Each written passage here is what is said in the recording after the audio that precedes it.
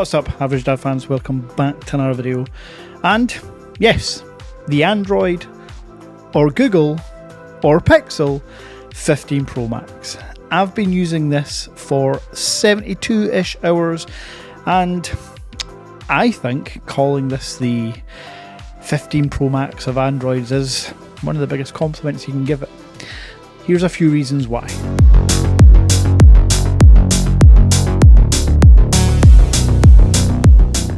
So firstly, it's important we get this out of the way. I know you watching may not be an Apple fanboy, and that's okay. I used to be balls deep in the Apple ecosystem, but I branched out a few years ago and opened my eyes to the world of Chinese phones and Android. Well, the Google Pixel 9 Pro represents, to me, the best version of any Android specific device, which essentially puts it right in line as top competition for the Apple's iOS flagship device. And I can promise you, in every review you have heard someone say, it's just like an iPhone, it's squared off, it's large. That's just on the face of it. Yes, Google have listened to feedback. They have got rid of the curved screen of the 7 Pro and the 8 Pro and the really aggressive curve of the 6 Pro. And you asked for it. You like a squared off flat screen. Look at the Samsung S24 Ultra. Look at the iPhone 15 Pro Max, two of the most popular selling phones on the planet. So Google followed suit. They also listened regarding the camera bump at the back. A more subtle and less in-your-face approach to a camera bump, in my opinion. Even the 6, 7 and 8 Pro, that was just wider, bigger, kind of integrated into the phone almost, but you always knew it was there. Well, Google have just said, you know what? We've got a camera bump. We're just going to keep it separate, but we're still keeping our visor styling. And there's no rattle when you have it on your desk, unlike, I want to say, almost every other flagship phone. Now, for me, what matters most, and the reason why I think this is the biggest compliment you can give Google, is the photos, the videos, the software. iOS, like it or not, has incredible, smooth, and efficient software. Android has a mix. It can sometimes be efficient, depending on the chipset. It can sometimes be smooth, depending on the skin that you're using. And it can sometimes be buggy. Well, the Pixel 9 Pro is the first, and I mean that when I say that, the first Pixel in 3 years that I've personally bought and used with zero bugs. Not one glitch. Straight out the box, I done an update, mostly just for all the Gemini AI features, which we'll talk about soon. And from that point, nothing. The camera app works seamlessly, like it does on the iPhone. The biometrics have improved significantly. We all know the 6 Pro issues with the fingerprint sensor, which carried over to the 7 and 8. That was simple hardware. That was an optical sensor, which is slower and less accurate than what is now included on here as an ultrasonic fingerprint sensor. Like the S24 Ultra, there are very few phones, even flagship phones in the Android space, with an ultrasonic fingerprint sensor, and you just notice it. Speed, overall ease of use. There is nothing more damning to a flagship phone than biometrics. Think about it. If you go to open your phone and the face recognition doesn't work 5 out of 10 times, or you go to use your fingerprint but you've got a little bit of moisture, or there's a mark on your finger and you can't open your phone, there's nothing more frustrating than having to constantly type in your passcode. And that was the experience you got with the Pixel 7 and 8 and 6 Pro. Unlike on the iPhone side, where you have Face ID, which works seamlessly every time. I would compare the ultrasonic ease of use to Face ID. And then let's talk about that ecosystem. The reason for me the Pixel just fits right into even my work stream, and I use a MacBook Pro. Google, Drive, Photos, Gmail, all those Google apps have never worked more seamlessly than they have on this.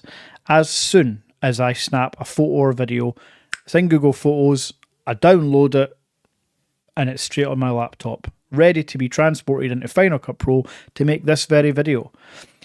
With the phones I use, and this is my experience in Cinematic Tour, so I have to tell you what phones I use. I use all of them. I use Huawei's, I use Vivo's, I use Oppo's. And particularly with Huawei, trying to get the photos and videos that you've taken from that Huawei to my MacBook, it can sometimes be impossible. And then with the other Chinese ROMs, that has become far easier nowadays, but you still have to go into your gallery a lot of time. You have to physically go onto each photo and video you want to download, hit the share button, click on upload to Google Photos. Even if you've got backup turned on, you still have to manually do it 99% of the time.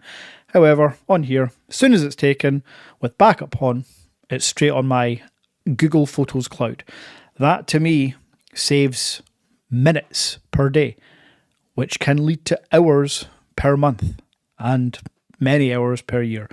And that is what, as a consumer, we're looking for. And now let's talk about one of the biggest selling points that Google will have you believe about the Pixel, and that's the AI. We've known about AI for years. We've known that 2024 is going to be one of those years where everything's about AI. Samsung used it with Circle Search, translation. The Pixel 8 Pro had it. This is the first Android phone of 2024 with every AI feature working seamlessly, just baked in. We've gone from Google Assistant to Gemini. The conversations you can have with Gemini are absolutely frightening. You can start a conversation with a question and then it can tail off onto an actual real debate. It is phenomenal. The photo editing, we've gone from just Magic Eraser to adding people to photos, to removing people from photos, to changing the backgrounds, to changing where you actually are. And if your zoom isn't good, let's just improve that zoom. Now, these are all features that are hit and miss for a lot of people, but the fact that they're just there baked in, again, makes for a seamless user experience. And since we're kind of talking about the camera, I do just want to highlight some of these photos. So here's some photos and videos I've taken over the past couple of days. And yeah, you can let me know in the comments what you think. But Pixel do photos and videos very well.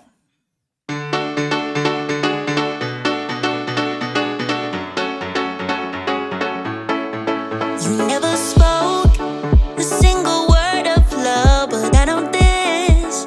I wanna give you my all night long, all night long.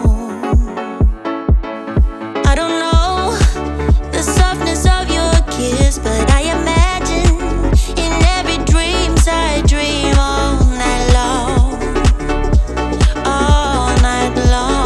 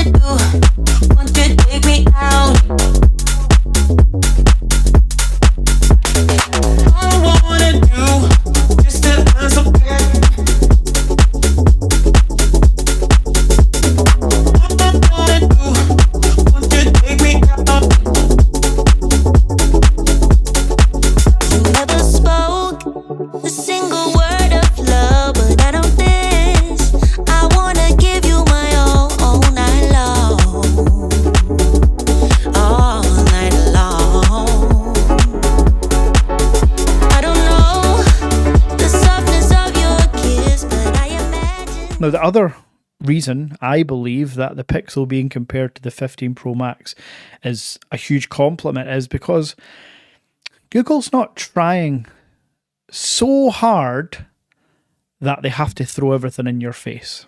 And what I mean by that is Samsung, for example. The S24 Ultra, well, you know it's an Ultra device because of the price, because of the advertising. But you also know that some of the things are hit or miss and some of the things don't quite work first time every time.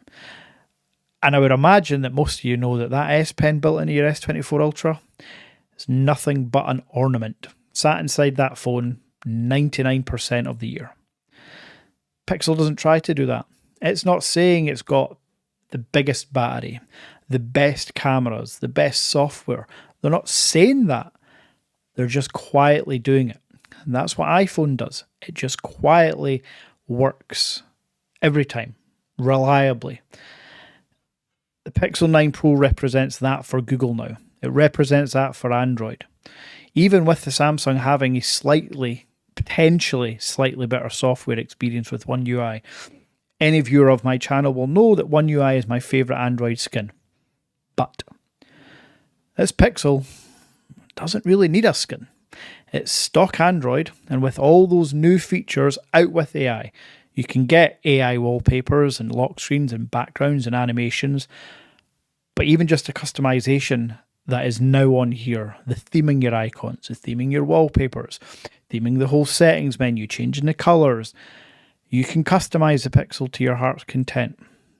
And now that Pixel have released their tablet, their Pixel Watch 3 are we on to now with a new 45mm casing, which is more up my street, and I probably will. I didn't think I would, but I probably will buy it.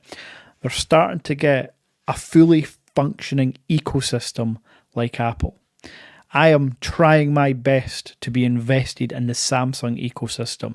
I will drop a video. I've got the Samsung Ring. I've got the Samsung Buds Pro 3. I've got the Samsung Tab S8 Ultra. I've got the Samsung S24 Ultra. And they're all great. But I'm a bit more excited to see what Pixel can do over the next couple of years. I can't explain why. Well, hopefully I can actually. Hopefully I've just explained some of the reasons in this video. But it's just a feeling you get. Same when you pick up the phone. It's just a reassuring feeling you get. It feels premium. The weight, same as the iPhone. Weirdly. Exact same as the iPhone. The feel in the hand with the squared off edges, fantastic. Would I have liked matte rails? Yes. Does the shiny aluminium make it look a bit more premium? Also yes. And for those watching with a Chinese ROM device purchased from the Average Dad Tech Store, thank you very much. It is sometimes refreshing to pick up a stock Android device that has everything working. Android Auto, smartwatch connectivity, Wi-Fi calling, Google Payments, NFC, with all banks and all cards, with no workarounds. This is not me saying that I am away from the Chinese ROM. I obviously have numerous sitting around this studio. I just like, every now and then, to have a flagship phone released from Android, in this case the Google, that doesn't need any of those workarounds. The Google Pixel 9 Pro is the first Pixel device, in my opinion, to be considered a true flagship device.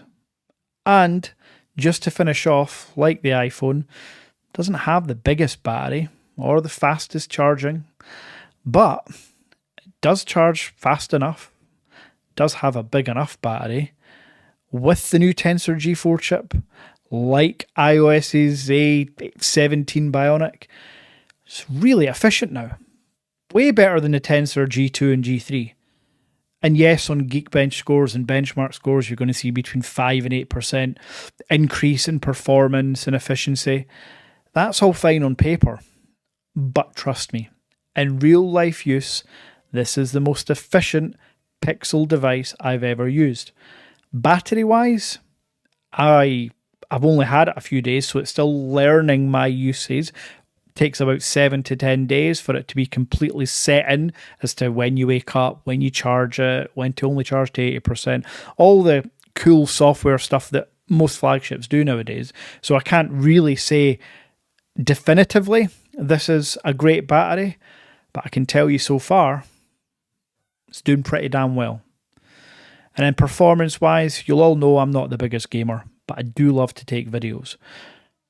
And the fact that I have an option to take 8K video now, I like that. The fact that I now have all these software features with a larger 42 megapixel selfie camera, for those that are selfie inclined, this face wasn't made for selfies, but it's there. Google have listened to feedback, and we can only applaud them for that. Yes, the price has gone up. I will never, ever agree that a 128 gigabyte version should exist on a Pro variant device. It shouldn't. 256 or even 512 should be the base. In my opinion, when you're going for the Pro XL version, that should be 512 or a terabyte. The normal Pro, 256, 512 or a terabyte. So I'm never going to say 128 gigs is good. But with the pre-order deals, and I would imagine this deal will last a bit longer than even pre-order, you're getting double the storage for £1,099. So 256 gigabyte for £1,099. For those that don't know, that's about £150 or $150 cheaper than the equivalent storage iPhone and S24 Ultra. And for me, you ain't missing out on anything else. Unless you absolutely need an S Pen, pick the Pixel. Pick the Pixel. So I just wanted to throw my opinion into the hat. I also wanted to say that I definitely called it the Android 15 Pro Max way before anyone else. But anyway, I'll let them all have that. I never trademarked it. I'll be back soon with a comparison video between this and the S24 Ultra and the iPhone 15 Pro Max, because to me, those are the three top global phones out there just now. If you've got any questions, let me know in the comments. If you're looking for something out with a global ROM device, please visit the Average Dad Tech Store. If you find a price cheaper on Gizstop or Wanda or Trading Shenzhen, let me know on WhatsApp or through email. I'll match that price. Until next time.